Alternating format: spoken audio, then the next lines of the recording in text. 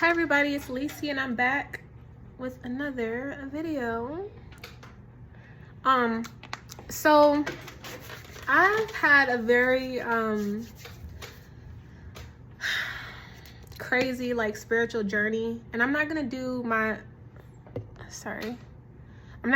spiritual journey video yet because I don't think that I'm ready for it because it's pretty intense.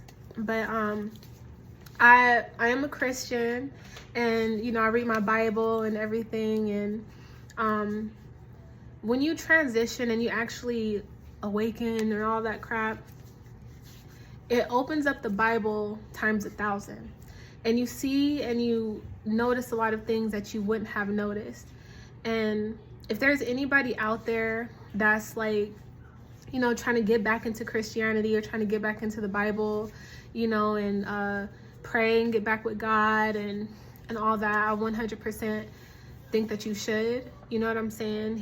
It's not like he's turned his back or anything like that. It's more so we turn on our back on him because life, you know what I'm saying? Whether it's hurt, you think that, God turned his back on you, or he, wasn't listening to your prayers. Why am I going through this and all that stuff? Trust me, I was there.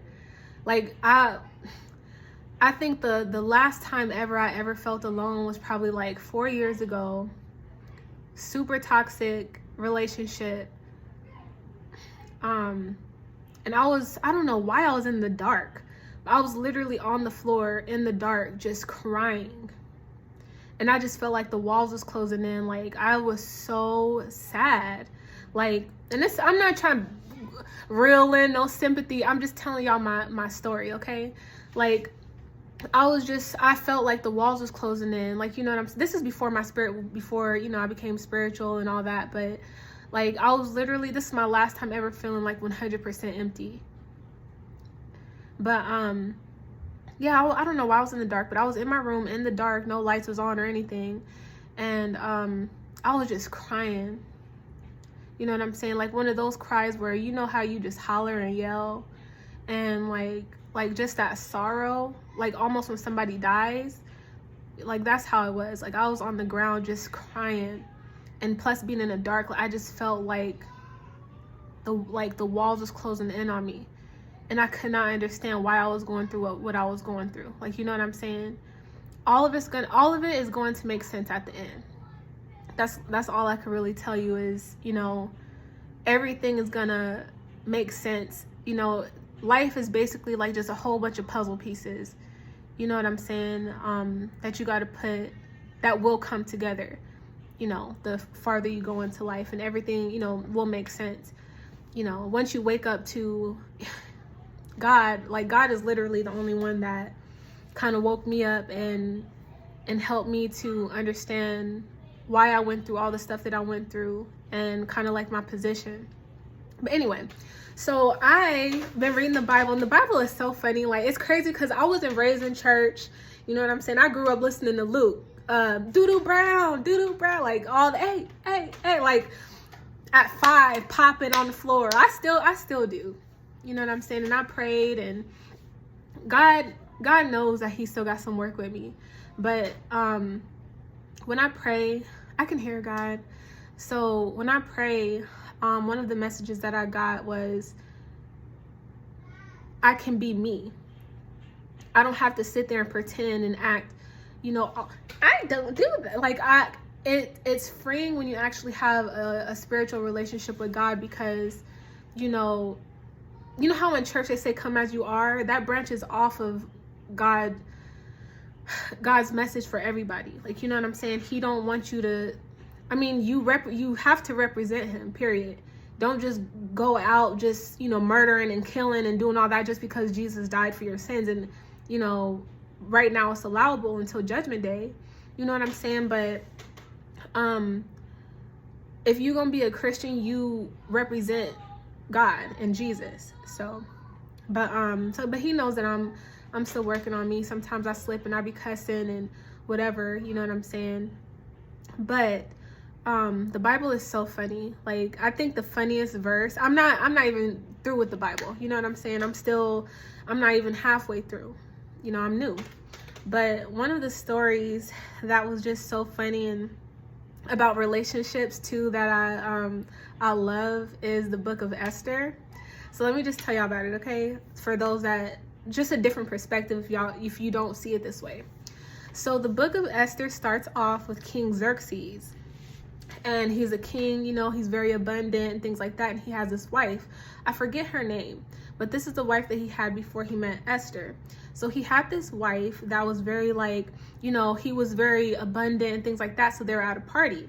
And they're at a party and, you know, he's feeling good or whatever. And he summons her, you know, he calls her over like, hey, you know, come sit with me or whatever. You know, he requested her. So, you know, the queen being the queen, probably comfortable in all this, when the servants or whoever go over to the queen and say, hey, the king is calling you, she says no, and she refuses him. And that embarrassed him. Like, you know what I'm saying? He was so angry, you know what I'm saying? To the point where, you know, he kicked her to the curb.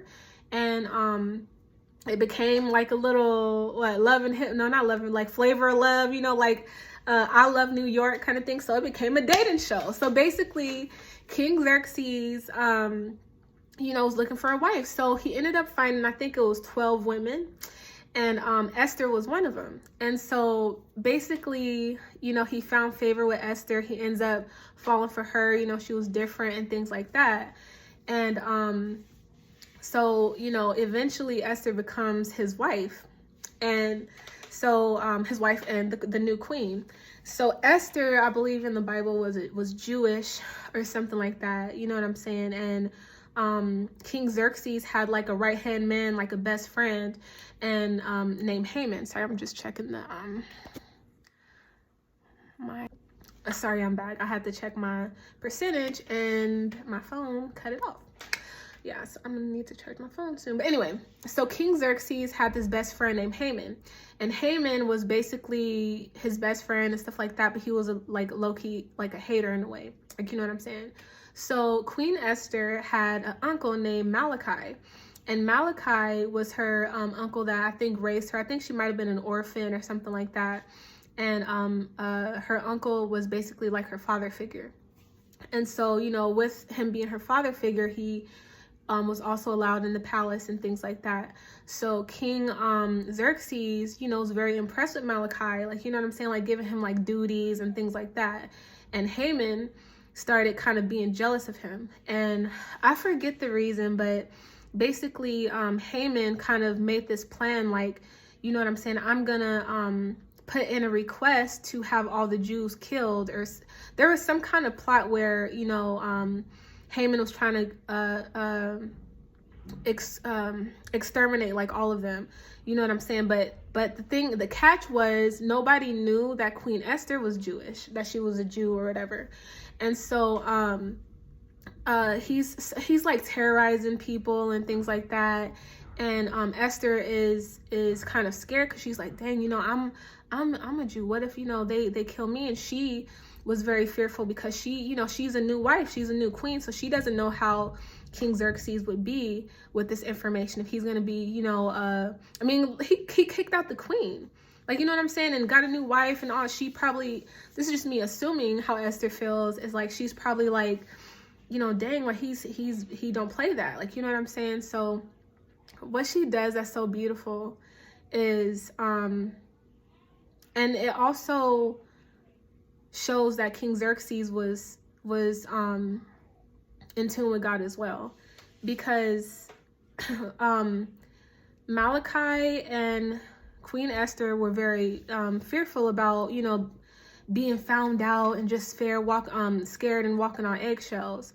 So Malachi and her is having this conversation, and she's like, look, I'm gonna go, I forget where she said she was gonna go, but basically I think her and all the other Jewish women, or like the Jewish families, she told all of them to fast for 3 days and 3 nights, no food, no water, just straight fasting.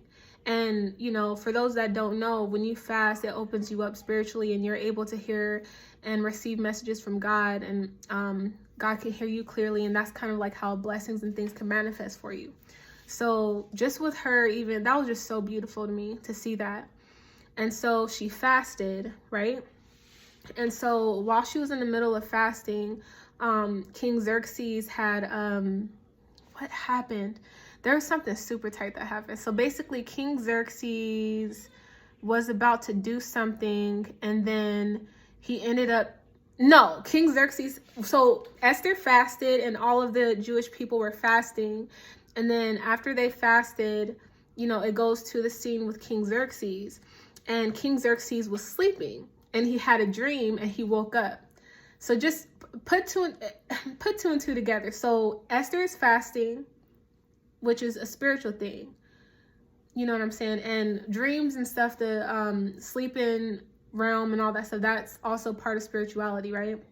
So King Xerxes is sleeping and he ends up having a dream. He wakes up and he's flipping through his books. He was like, he requested Malachi for some kind of reason. He was like, what has he done anything honorable or anything like that or something like that? And they're like, yeah, he did X, Y, and Z. And he's like, okay, well, I want him to be like my right-hand man. Not up to Haman's stand, you know, not up there yet, but kind of like, you know, now he has a position. You know what I'm saying? And then, like, it was just a random dream. He woke up out of his dream, started flipping through books, and requested Malachi and gave him a position. You know what I'm saying? And this is literally the night or like the day after Esther had fasted and the other Jewish people were fasting and stuff like that. Like, you know what I'm saying? Like, I just love that. But anyway, so, yeah, so she fasted and then he requested Malachi put him in a position, and that's that. And so Queen Esther was talking, this is like probably the most epic quote, and I love this, like, I love this quote so much. So she was talking to the Jewish people. This was before they did the fast. And she was like, you know, oh, you know, I'm gonna go to the king and this, and that. Remember, she's fearful. So she was like, you know, if I perish, I perish. Like, that was just like, that gave me chills because like, I'm the same way. Like, you know what I'm saying? Like, she was down to die with her people, you know what I'm saying? And willing to be like, you know, and willing to go to the king with this information, not knowing the outcome. You know what I'm saying? Like, you have to, that's just tight to me. Like, you know what I'm saying? Like, to go, I don't want to sound ghetto, but like, go heads up with, you know, your obstacles. Like, you know what I'm saying? Like, that was just G of her. But anyway, so the day comes where she wants to talk to King Xerxes. So she goes to King Xerxes and she's basically like, so he's like in a palace. So it's like this big old palace, you know, there's like the steps and he's like way up there or whatever. And it's empty, you know, he's the king, everybody, servants and all this stuff. But she's the queen and she's kind of like just in her feminine. Like, you know, I love Esther because she just seems like so cute. But anyway, so she kind of comes I would have just assumed, like, you know, in modern day, she kind of not, hey, like, you know, like something like that. But anyway, so it says that she walks up and she didn't know what to expect. And he basically puts his rod out, like a gold rod, out to her. And that basically said like, you know, come here, you're whatever. And he was like, what do you need, my queen? You know, you can have everything up to half of the kingdom. Like, just basically like pouring all this stuff into her, like, just so sweet and just like, yes, like king-like, you know, like he was so loving, like, you know what I'm saying? Even down to when he was in the dating phase, like, you know what I'm saying? Like, the Bible can teach you a lot about dating, but basically, like, the King Xerxes Esther book, as far as like dating, I would recommend that y'all read it. But basically, in their dating phase, when he had the 12 women and before he chose her, he was pampering them. Like, you know, he had them like, how long? I don't know if it was like 90 days or 30 days. I forget. I think a year probably. I don't know. Maybe my numbers are off. But basically, he like was having them like making them prepare to be a queen. Like, you know what I'm saying? Like, he was spas and oils and whatever. He's because he took common women, virgins and things like that, and was pampering them to be up to his level. Like, you know what I'm saying? How a queen should smell, how she should walk, how she should feel, how, you know what I'm saying? Like, he did that for all 12. You know what I'm saying? Up before he chose Esther. he was just so sweet. Like, that's how I viewed him. Like, you know what I'm saying? Like, that's the kind of man, shoot. Like, come on.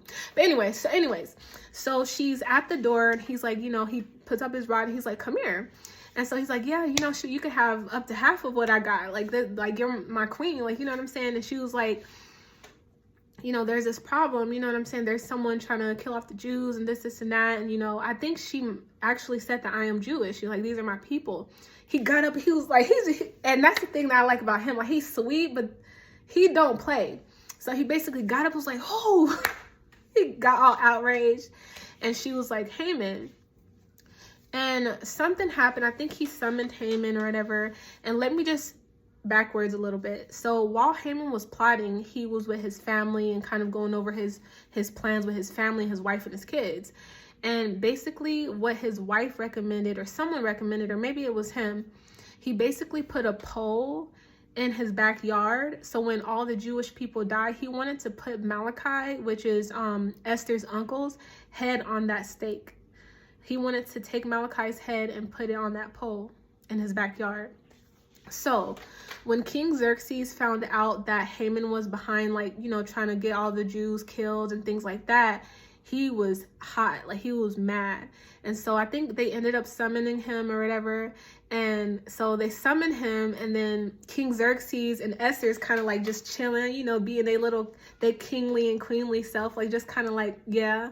And so Haman comes in, and they're like, yeah, so, you know, what was you doing? You know, basically they pressing him or whatever, and he's apologizing. He's falling all out. He falls on, this made me laugh. Like, I had no idea that, like, I was weak. Like, I never knew that the Bible could be funny. Like, I'm just envisioning all this. And even the wording is, like, relevant to what can happen now. Like, you know what I'm saying?